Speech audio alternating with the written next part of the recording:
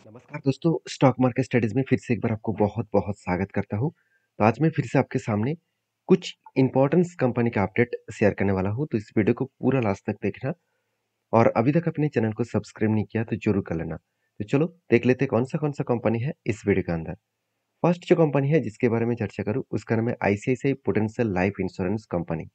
देखिए ICICI Prudential Life Insurance Company basically इस company के ऊपर एक चीज़ों को पहले समझना पड़ेगा, कंपनी का मार्केट शेयर। तो इस कंपनी ने मार्केट शेयर कितने लेके रखा है? देखिए न्यू बिजनेस प्रीमियम जो लाइफ इंश्योरेंस है, उसके ऊपर 3.65% के आसपास मार्केट शेयर है। क्योंकि देखिए एलआईसी एक बड़े प्लेयर है, क्योंकि इसका जो अगर मैं चलो एक बार आपको दिखाई देता हूँ, इसका जो कॉम्पिटिटर है, उसमें से कौन सा है? एचडीएफसी लाइफ है, एसबीआई लाइफ है, आईसीआईसीआई लम्बार्ड है, जनरल इंश्योरेंस है, आदित्य बिरला कैपिटल है। साथ ही साथ आप देखेंगे न्यू इंडिया इंश्योरेंस है, मैक्स फाइनेंशियल है। तो इतने सारे कॉम्पिटिटर है इसका। तो उस कॉम्पिटिटर के हिसाब से क्या कंपनी के सब कुछ सही चल रहा है? अगर देखा है तो कंपनी का वैल्यूएशन सबसे पहले चेक किया जाए तो कंपनी का वैल्यूएशन बहुत हाई है। क्योंकि बाकी सारे कंपनी से कंपेयर करूँ तो कंपनी का वैल्यूएशन बहुत हाई देखने को मिला। उसके साथ-साथ कंपनी के देखिए जो मतलब आरओसी है, वो भी कुछ खास ग्रोथ देखने को नहीं मिला। मतलब कंपनी के जो ग्रोथ है आप यहाँ पे देखेंगे तो कंपनी में वैल्यूएशन हाई जरूर है, क्योंकि इंडस्ट्रीज पी रेशियो से कंपनी के पी रेशियो बहुत हाई है। दूसरी बात आरओसी एंड आरओई दोनों में देखा है तो कंपनी में यहाँ पे भी प्रेशराइज बनता हुआ देखने को मिले। तीसरी बात कंपनी के अगर पी रेशियो को मैं एक बार चेक करूँ तो कंपनी के एक टाइम पी रेशियो चले गए थे 200 के ऊपर और आज पी रेशियो कहाँ पे 120 के आसपास है। तो 120 के आसपास है, कंपनी के एवरेज खुद के पी रेशियो से भी कंपनी का पी रेशियो ऑब्वियसली ज़्यादा है।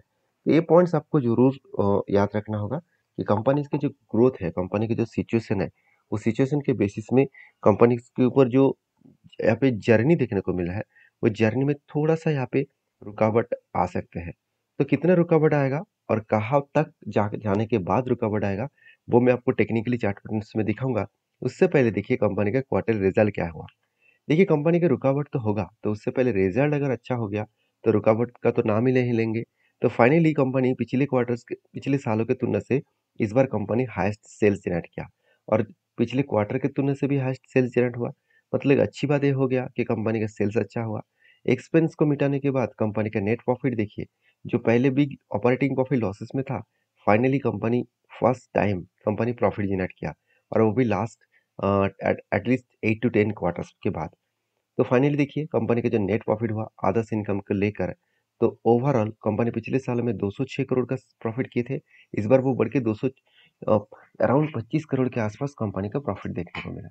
तो क्या कंपनी में खराबी हुआ? बिल्कुल नहीं, कंपनी ठीक ठाक ही परफॉर्मेंस किया और इस ठीक ठाक परफॉर्मेंस के कारण शेयर में एक मैसिव जंप देखने को मिला। क्योंकि जब इस कंपनी के ऊपर पैटर्न्स बना था, एक कप बने, उसके बाद दो बार हैंडल बने और फाइनली फाइनली यहाँ पे क्या हुआ, ब्रेकआउट हुआ और ब्रेकआउट कंफर्मेशन भी हुआ। तो कुछ इस तरीके से जगह पे एक बिग पॉजिटिव एंट्री बना और फाइनली इसका जो हाई लेवल तक जाने का चांसेस है, वो कहाँ तक है, 829 रुपीज़ के आसपास। क्योंकि देखिए लगातार यहाँ पे जिस तरीके से हाई वॉल्यूम के साथ आगे बढ़ रहा है, वो सिर्फ क्वार्टरली रिजल्ट के कारण। क्योंकि जिस दिन रिजल्ट आया था उसके बाद नेक्स्ट 2 से 3 डेज में कंपनी एक बिग बाउंस दिखाया, एक बिग जर्नी दिखाया और जहाँ पे एंट्री लेवल्स बने, उस लेवल से अगर टॉप लेवल तक देखूँ, जहाँ पे इसका फाइनली जाने का चांसेस है, अगर देखूँ तो ऑलमोस्ट 36 टू 37% के आसपास रिटर्न मिलने का चांसेस है। और रिटर्न मिलने का चांसेस जो है वो कम मिलेगा, वो तो मुझे पता नहीं। मगर जो टेक्निकली चार्ट पैटर्न्स बना है, उस बेसिस में मैं यही कह सकता हूँ कि इसका टारगेट होने का चांसेस बहुत ज़्यादा है, क्योंकि कंपनी अच्छा खासा परफॉर्मेंस जो किया है। तो नेक्स्ट जो कंपनी है, उसके बारे में बात करूँ, उसका नाम है आईडीबीआई बैंक। देखिए, पेशेंस का कितने बड़े अ, मतलब इम्पैक्ट मिलता है, पेशेंस का कितना बड़ा आपको फल मिलता है, वो आज आईडीएफसी बैंक को देखकर ही आपको पता चलेगा। सबसे पहले देखिए वैल्यूएशन के हिसाब से कंपनी बहुत सस्ता देखने को मिला था। आरओसी आ रही तो ठीक है, मगर कंपनी का एनुअल इनकम भी अच्छा है, कंपनी अच्छा खासा डेब्ट भी लिया। मैंने एक चीज़ आपको नोटिस किया था, ये मतलब कोई भी कंपनीज़ के ऊपर जो अगर वो फाइनेंस और बैंक है, बैंक और फाइनेंस कंपनी है, तो सोचना उस कंपनी के ऊपर एक चीज़ को आपको नोटिस रखना होगा, वो है कंपनी का बोरिंग्स। क्या सही में कंपनी का बोरिंग्स बढ़ता हुआ देखने को मिले? तो बोरिंग्स जो डेटा देखने को मिला था, वो कंटिन्यूअसली कंपनी का देखिए बोरिंग्स थोड़ा-थोड़ा करके कम हो रहा था। क्योंकि देखिए 3 लाख 21,000 से 3,35,000 बने थे। उसके बाद देखिए कंटिन्यूअसली खुद के बोरिंग्स कम होता गया। तो फाइनली कंपनी लास्ट ईयर में कंपनी का फिर से बोरिंग्स को बढ़ता हुआ देखने को मिले। 2,67,000 करोड़ से बढ़ के 2,94,000 करोड़ बन चुके हैं। मतलब बेस्ट तरीके से यहाँ पे बोरिंग्स देखने को मिला। तो कहने का मतलब है कि बैंक अगर खुद कर्जा नहीं लेंगे तो वो कहाँ से लोन देंगे और कहाँ से वो इंटरेस्ट कमाएगा। तो मान के चलिए आपने 5,000 रुपया लोगों को उधार में दिया और उसमें जो आपको इंटरेस्ट मिलेगा, तो क्या आपने 10,000 रुपया देने के बाद कम मिलेगा, ज़्यादा मिलेगा ना। तो इसलिए ज़्यादा पैसा आप अगर दूसरों के देंगे तो ही आपको ज़्यादा पैसा मिलेगा। तो इस चीज़ों के हिसाब से मैंने सारे डिटेल्स को जब रिसर्च किया, जब एनालिसिस किया और क्वार्टर रिजल्ट को भी जब देखा, पिछले मार्च का क्वार्टर के रिजल्ट के बेसिस में मैंने काम किया था, तो वहाँ पे भी सेल्स शानदार हुआ। रेवेन्यूज, एक्सपेंस सब कुछ मिटाने के बाद नेट प्रॉफिट भी हाईएस्ट देखने को मिला था और इस बार तो उससे भी तगड़ा परफॉर्मेंस हुआ।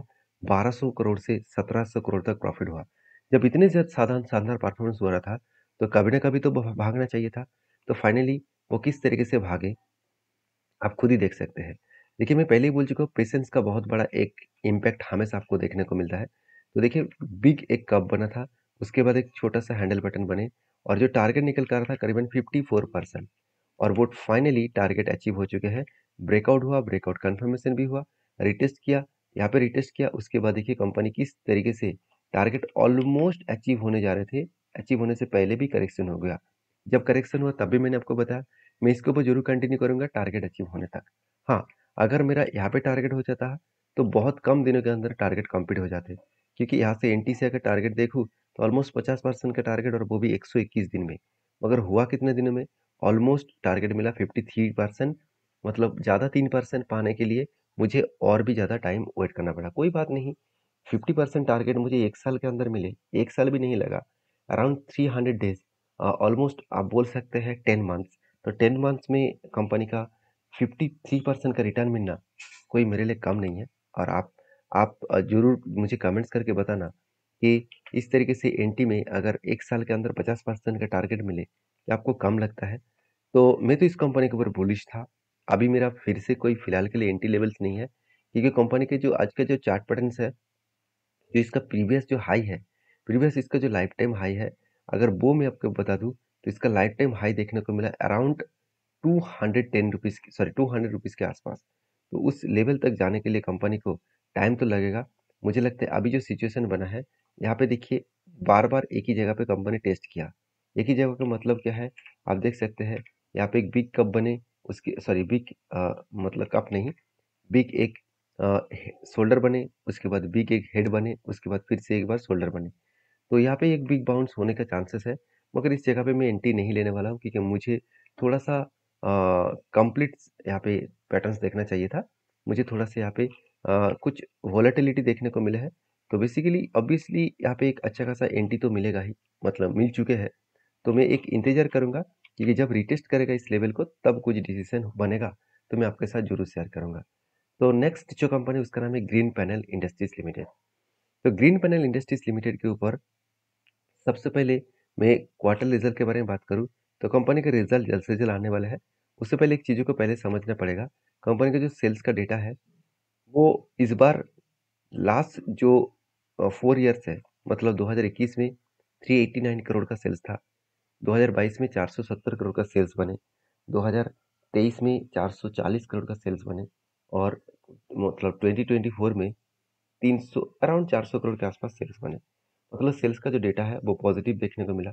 एक्सपेंस को मिटाने के बाद कंपनी का जो नेट प्रॉफिट है वो अगर देखा जाए तो कंपनी का नेट प्रॉफिट 56 से लेकर 30 करोड़ तक कंपनी का नेट प्रॉफिट देखने को मिला। मतलब जो प्रॉफिटेबिलिटी है वहाँ पे थोड़ा सा वीकनेस देखने को मिला है। अब इस कंपनी के ऊपर एक चीज को और भी नोटिस करा दूं, कंपनी के ऊपर जो सेल्स का ग्रोथ है, प्रॉफिट का ग्रोथ है, लास्ट टिल 2 मंथ, मतलब लास्ट 12 मंथ में, सॉरी लास्ट 12 मंथ्स में कंपनी के ऊपर खास ग्रोथ तो नहीं हुआ, उल्टा कंपनी का सेल्स कम हो गया और प्रॉफिट भी कम हो गया, जिसके चलते कंपनी के ऊपर एक प्रेशराइज बनता हुआ देखने को मिले। शायद इसलिए कंपनी 1 साल में कुछ खास परफॉर्मेंस नहीं दिया। फिर भी मैं आपको चार्ट को दिखाऊंगा, चार्ट का हालत क्या है, चलो एक बार हमको दिखाई देता हूँ। अगर मैं चार्ट को आपके साथ शेयर करूँ तो ध्यान से देखना। कंपनी के ऊपर शोल्डर कम हेड कम शोल्डर बनने के बाद बिग ब्रेकआउट हुआ, उसके बाद कंपनी शानदार तरीके से टारगेट को अचीव किया। देखिए शानदार तरीके से टारगेट तो अचीव किया और उसके बाद कंपनी के ऊपर एक बिग क्रैश देखने को मिला। अभी देखिए कंपनी फिर से यहाँ से रिकवरी करने का कोशिश कर रहा है। अगर यहाँ तक रिकवरी करे तो एक बेस्ट तरीके से एंटी कंपनी के ऊपर मिल सकता है। तो उससे पहले देखा जाए तो कंपनी के ऊपर मैं पहले पॉजिटिव था, अभी भी पॉजिटिव हूँ, क्योंकि कंपनी के अभी सेल्स में थोड़ा-सा करेक्शन देखने को मिला। तो इसके जब तक रिकवरी नहीं होंगे और जब तक कोई फ्रेश पैटर्न नहीं बनेगा, तो मैं फ्रेश कोई एंट्री नहीं लेने वाला हूँ। तो आपकी क्या ओपिनियन है? ज़रूर मुझे कमेंट्स करके बताना। और लास्ट जो कंपनी है इस वीडियो में, उसका नाम है जीआरपी लिमिटेड्स। तो जीआरपी एक 2000 करोड़ का कंपनी है और कंपनी एक चार्ट पैटर्न्स के हिसाब से देखा जाए तो एक टाइम कंपनी का प्राइस था 3500 3600 करोड़ के आसपास, सॉरी 3600 रुपीज़ के आसपास। और आज इसका हाई बने, मतलब पिछले दिनों में जो इसका लास्ट हाई बने थे वो 15,700 करोड़ के आसपास। तो सोचिए कहाँ से कहाँ तक जर्नी कंपनी कर चुके हैं। शायद इसीलिए कंपनी ने गुड अपडेट्स दिया। कंपनी 3:1 रेशियो का, मतलब हर एक के बदले 3 शेयर यहाँ पे कंपनी देने जा रहा है। तो जो लोग बोनस पाना चाहते हैं तो 12 तारीख से पहले इस कंपनी के ऊपर कुछ स्टडी करके आप काम करना।